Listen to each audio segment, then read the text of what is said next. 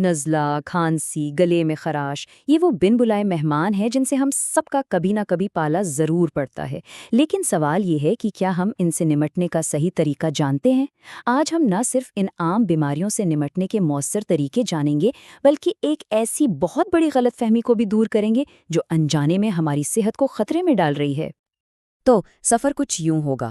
ہم اس ناپسندیدہ مہمان یعنی نزلہ زکام کو سمجھنے سے شروعات کریں گے، پھر دیکھیں گے کہ نزلہ اور فلو میں آخر فرق کیا ہے۔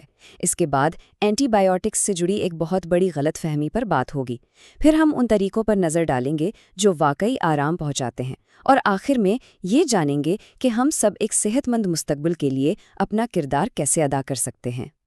چلے سب سے پہلے بات کرتے ہیں عام نزلہ زکام کی۔ یہ اتنا عام ہے کہ ہم اکثر اس پر زیادہ دھیان ہی نہیں دیتے، لیکن ذرا سوچئے، یہ ہمارے سارے پلانز خراب کر دیتا ہے، ہمیں کام اور اسکول سے چھٹی کروا دیتا ہے، اور سچ پوچھیں تو طبیعت کافی خراب کر دیتا ہے۔ ذرا اس عدد کو دیکھیں، 5 سے 10۔ یہ حیران کن ہے نا؟ ایک اوسط بچے کو سال میں 5 سے 10 بار نزلہ زکام ہو سکتا ہے۔ یہ بڑوں کے مقابلے میں کہیں زیادہ ہے، اور اس کی وجہ یہ ہے کہ بچوں کا مدافعتی نظام ابھی مختلف وائرسز سے لڑنا سیکھ رہا ہوتا ہے، تو اس سے اندازہ ہوتا ہے کہ یہ بیماری کتنی زیادہ پھیلی ہوئی ہے۔ تو آخر یہ نزلہ زکام ہے کیا چیز؟ سیدھے الفاظ میں یہ سانس کی نالی کا ایک وائرل انفیکشن ہے۔ یہاں سب سے اہم لفظ ہے وائرل۔ اس بات کو ذرا ذہن میں رکھیے گا کیونکہ آگے چل کر یہ بہت کام آئے گی، اور یہ جان کر بھی شاید حیرت ہو کہ 200 سے زیادہ قسم کے وائرسز کی وجہ بن سکتے ہیں۔ اکثر لوگ نزلہ اور فلو کو ایک ہی سمجھ بیٹھتے ہیں، لیکن حقیقت میں یہ دو بالکل الگ بیماریاں ہیں۔ تو آئیے ان کے بیچ کا فرق واضح کرتے ہیں۔ دیکھیں، یہ فرق بالکل صاف ہے۔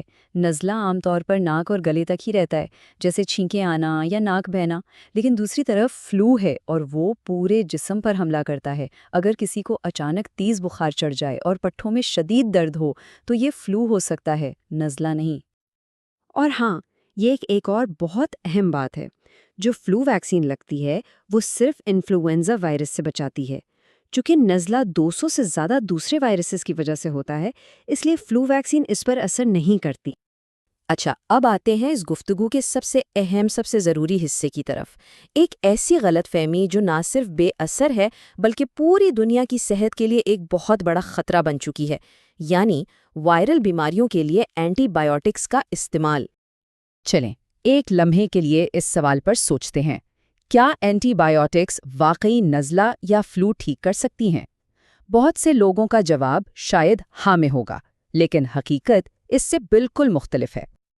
اور یہ رہی وہ سچائی جسے سمجھنا بہت بہت ضروری ہے۔ اینٹی بائیوٹکس صرف اور صرف بیکٹیریا کو ختم کرتی ہیں، وائرس پر ان کا کوئی اثر نہیں ہوتا، اور جیسا کہ ہم نے بات کی، نزلہ اور فلو وائرس کی وجہ سے ہوتے ہیں، اس لیے اینٹی بائیوٹکس ان کا علاج کر ہی نہیں سکتی۔ بات اتنی ہی سادہ ہے۔ تو پھر ہوتا کیا ہے جب کوئی نزلہ زکام میں اینٹی بائیوٹک لے لیتا ہے؟ سیدھا جواب ہے کچھ بھی نہیں۔ نہ تو وہ جلدی ٹھیک ہوتا ہے، نہ انفیکشن بگڑنے سے رکتا ہے، اور نہ ہی بیماری دوسروں تک پھیلنے سے رکتی ہے۔ الٹا پیٹ خراب ہونے جیسے سائیڈ ایفیکٹس ہو سکتے ہیں۔ مطلب یہ کہ یہ ایک بے فائدہ اور ممکنہ طور پر نقصان دہ کام ہے۔ اور یہاں سے بات اصل میں سنگین ہونا شروع ہوتی ہے۔ جب ہم بلا وجہ اینٹی بائیوٹکس استعمال کرتے ہیں تو ہم دراصل بیکٹیریا کو ان دواؤں کے خلاف مضبوط بننے کی ٹریننگ دے رہے ہوتے ہیں۔ اسی عمل کو اینٹی بائیوٹک ریزسٹنس کہتے ہیں۔ اور یہ کوئی چھوٹی موٹی بات نہیں ہے، خود عالمی ادارہ صحت یعنی WHO اسے انسانیت کے لیے تیسرا سب سے بڑا خطرہ مانتا ہے۔ اس کا مطلب یہ ہے کہ ایک وقت ایسا آ سکتا ہے جب ہمیں واقعی کسی خطرناک بیکٹیریل انفیکشن کے لیے اینٹی بائیوٹکس کی ضرورت پڑے اور وہ کام ہی نہ کرے۔ تو سوال یہ ہے کہ اگر اینٹی بائیوٹکس حل نہیں تو پھر کیا ہے؟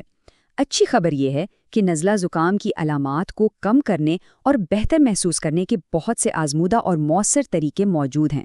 چلیں آپ کی ریلیف ٹول کٹ پر ایک نظر ڈالتے ہیں۔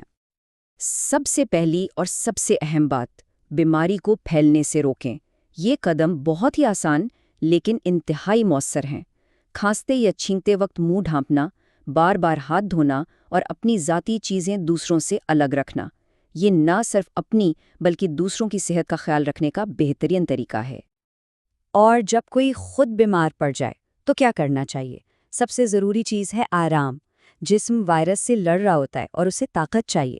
اس کے علاوہ گرم مشروبات پینا، نمکین پانی سے غرارے کرنا اور بھاپ لینا، یہ سب بہت آرام دے سکتے ہیں۔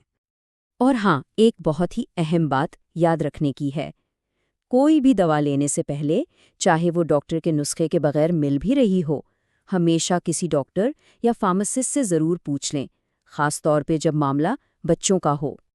چلے اب ان سب باتوں کو جوڑ کر ایک بڑی تصویر دیکھتے ہیں، کیونکہ ایک چھوٹا سا فیصلہ بھی مل کر ایک بہت بڑا اثر ڈال سکتا ہے اور کسی کو بھی صحت کا ہیرو بنا سکتا ہے۔ تو اصل بات یہ ہے، جب کوئی نزلہ زکام کے لیے اینٹی بائیوٹک نہیں مانگتا یا نہیں لیتا تو وہ صرف اپنے لیے ایک سمجھداری کا فیصلہ نہیں کر رہا ہوتا، بلکہ وہ آنے والی نسلوں کے لیے ان قیمتی دواؤں کو کارآمد رکھنے میں اپنا حصہ ڈال رہا ہوتا ہے۔ وہ ایک طرح سے صحت کا ہیرو بن رہا ہوتا ہے۔ ہاں، یہ جاننا بھی ضروری ہے کہ کب ڈاکٹر کے پاس جانا لازمی ہو جاتا ہے۔ اگر بخار بہت تیز ہو، سانس لینے میں مشکل ہو رہی ہو، بہت شدید سر درد ہو یا کوئی بھی ایسی علامت ہو جو غیر معمولی لگے تو فوراً طبی مدد لینی چاہیے۔ آخر میں ذرا اس سوال پر غور کیجیے، سوچیے کیسی ہوگی وہ دنیا جہاں عام سے انفیکشن بھی جان لیوا بن جائیں، صرف اس لیے کہ ہماری سب سے کارآمد دوائیں بے اثر ہو چکی ہیں۔ اینٹی بائیوٹکس کا ذمہ دارانہ استعمال ہی اس خوفناک مستقبل کو روکنے کی چابی ہے، اور یہ ہم سب کی مشترکہ ذمہ داری ہے۔